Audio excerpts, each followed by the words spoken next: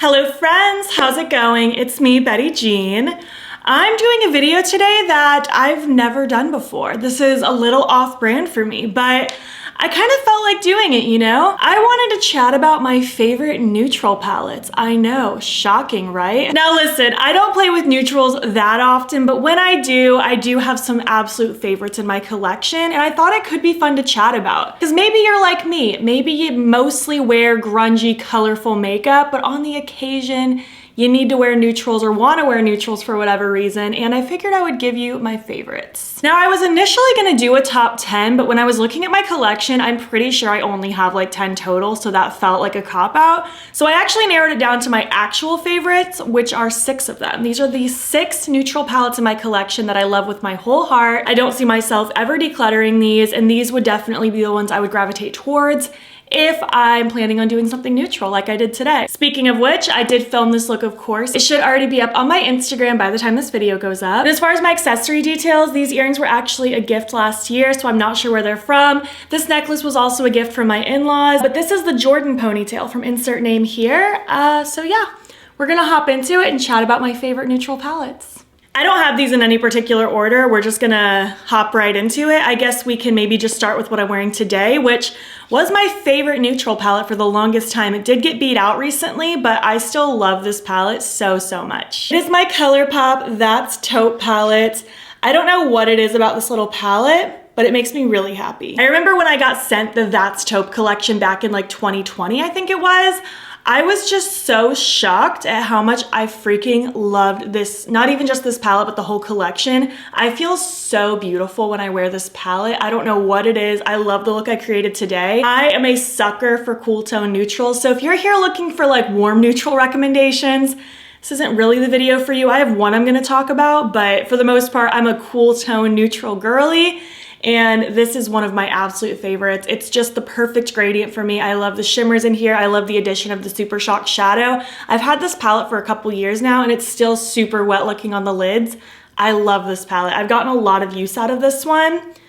I just think it's fantastic and for such an affordable price. And then I also have another favorite from Colourpop actually. I fell in love with the Of Quartz palette. This came out at the end of last year actually, and it's beautiful. Unlike the That's Taupe where that one's more like cool tone browns, taupey shades if you will, this one's leaning more like very cool, almost gray toned neutrals. I love this. I also feel beautiful and glamorous when I play with this palette. These pans are a little bit bigger, so I wish the sizes were the same because then they would just like match each other a little bit better, but it's whatever.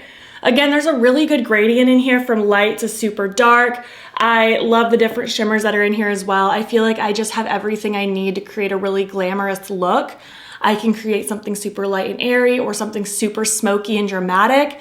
Really like this one. I think it's gorgeous, and I like that I can kind of teeter on the line between like cool tone neutrals and almost gray leaning with this palette. I think this one's really fun as well. Let's see, where to go next? I guess let's go with Kaleidos. I actually have 2 from Kaleidos as well. This is the Cold Brew Quad. First off, the packaging, it's amazing. It literally is lacy, like it's not just a print, it's beautiful. And it looks like this, super simple, but very effective. This came out earlier this year and I really liked this collection as well. I think it's beautiful. It was these and then a bunch of beautiful blushes. And I think it came with lipsticks as well, like liquid lipsticks. This little quad is so cute though. Again, super simple. You just have 3 mattes and 1 shimmer, but it is just so effective. You have your perfect gradient of light to dark and this shimmer is so metallic. You know what? I'll just show you. It's just so bright and shiny. Ugh, I love it. If I'm gonna play with neutrals, I want a wet looking shadow on the lid. I just think that takes it up to another level. Like that's what I feel like is giving this look the extra pop that I'm wearing today. I just think this one's fantastic, super easy breezy to use. The mattes are very buttery and blendable and wonderful, and I really enjoy this. I do love the black jasmine quad as well. I feel like somebody might mention why didn't I put that in this video. That one I just don't really consider to be a neutral quad. That's more of a smoky quad because it's literally like light gray, medium gray, and black with a silver. Not really neutral in my mind, that's more smoky, but I do love that one as well, just in case you were wondering. I have videos with all of these palettes on my channel, by the way, sometimes multiple videos, so if you need some inspiration, you can go check those out. Next up from Kaleidos, if you're into a little bit more of a warm toned realm, this one would be for you. This is my Futurism 7 Sashimi City palette. It's so cute. I love this packaging. I want to live there. Now this isn't crazy warm or anything, but definitely much warmer than what I've talked about today. It's so pretty. We have the 4 mattes and the 2 beautiful shimmers. I like this one too because it's kind of like teetering on the line between neutral and kind of pink tone, but I do still consider this a neutral palette in my mind. This is beautiful to work with. They released this and the Lunar Lavender at the same time, and when they were sending them to me, I'll be honest, I was not super excited about this one. Like, I figured I would use it and play with it because I love Kaleidos, but the palette itself wasn't something I was like super drawn to right off the bat. But after using it, my mind was quickly changed. I just, again, love the gradient of the mattes in here. I like that I can do things a little more neutrally, almost yellowy leaning with like this shade here, or I can do things that are a little bit more rosy neutral. It's so, so pretty. And these shimmers are everything. I want to swatch these shimmers for you. Look at these duochromes. They're so good. Obviously, this kind of takes away from the like neutral aspect, but I feel like because they're so subtle and it doesn't scream yellow and pink, it still falls in line for me. It just adds that little extra pop of interest while still keeping it a little more toned down, a little on the neutral side. This one is beautiful to use. And maybe if you're someone who, maybe you mostly do like color and neutrals are kind of out of your comfort zone, because I know that can be a thing for some people, this could be a fun one to play with if you're interested at all, because again, it does teeter on that line where it doesn't feel like bland neutral. It's like spicy neutral, you know? Next is one of my other favorite neutral palettes of all time. I mean, obviously it's in this video, but out of this selection specifically, this is definitely in the top 3, along with the That's Taupe and the one I'm gonna talk about after this. This is my Melt Cosmetics Mary Jane palette. I'm obsessed. Look how beautiful that is. A grungy, cool tone neutral lover's dream. I think this is fantastic. This did get hit or miss reviews, as most melt palettes do, but as I've said 5,000 times on my channel, I've personally never met a melt palette that I don't like. I love this one. I think it's fantastic. Again, I love the gradient of the mattes in here. I feel like you can do things that are almost a little more like khaki leaning, like almost like that, I don't know, like this greenish, grayish cool tone brown. It's really, really cool. Or you can do things that are a little more just your typical cool tone neutrals. And the shimmers are so fun. I feel like they just give you such a grungy, rich shimmer effect. Sweet Lucy right here I think is so good. I feel compelled to show you that shade. It's just such a cool one. Like, look at that. I love this almost olivey, deep antique gold flash through it. It's so cool. If you are into grungy colors and maybe you don't play with neutrals very often, I think this would be your best friend. This pairs so nicely along with those grungy colors as well, like the olives and the mustards. I think this is such a fun palette to play with. Again, I feel beautiful when I wear it, but I also just feel really cool because of the grungy undertones in here. This is such a fantastic one to play with. It's just one of my favorites. I'm so glad I bought this for myself last year when this launched. And finally, last but not least, I know this was a shorter video, but I just wanted to share my favorites, and now we're getting into my absolute favorite. This is my Blend Bunny Cosmetics The Dollhouse palette. If there was ever a more perfect neutral palette for me, it's this one.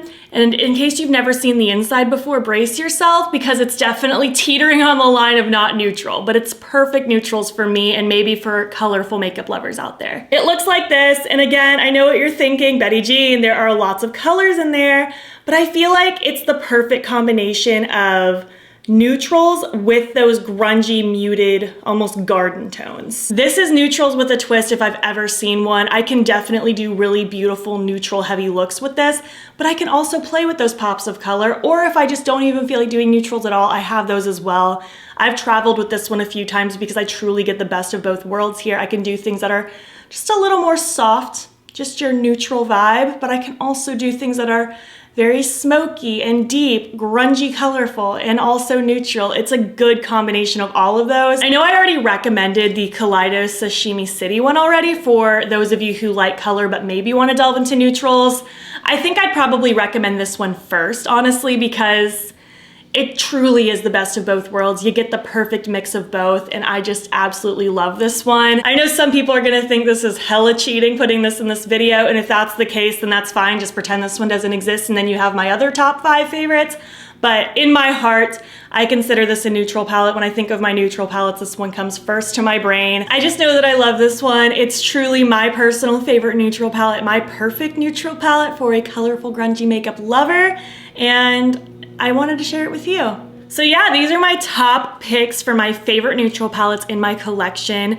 I truly love these. If I'm gonna play with neutrals, these are what I'm gonna reach for pretty much every single time. I hope you like these palettes as well. I would also love to hear what your favorites are. Do you love any of these as much as I do? Are you interested in them? Please leave your favorite neutral palettes down below. Even if you're like me and you rarely play with neutrals, I would still love to know which ones do speak to you if you were to play with them. If you made it to the end of this video, why don't you leave me emojis that are neutral colored? I don't want to see any colorful emojis today. Let's see the browns, the grayy colors, all that stuff. And if you like this video, please give it a thumbs up. It helps my channel out a lot. And if you're not already, you can follow me on my other socials. You can join the battybean fam. I am battybean on everything, Instagram, TikTok, and Twitter. And if you want, you can subscribe if you want to see more of my videos. I'm posting most days over here. Thank you so much for watching, and I'll catch you in the next one. Okay, bye. I know I mentioned the sashimi. I know I recommended this.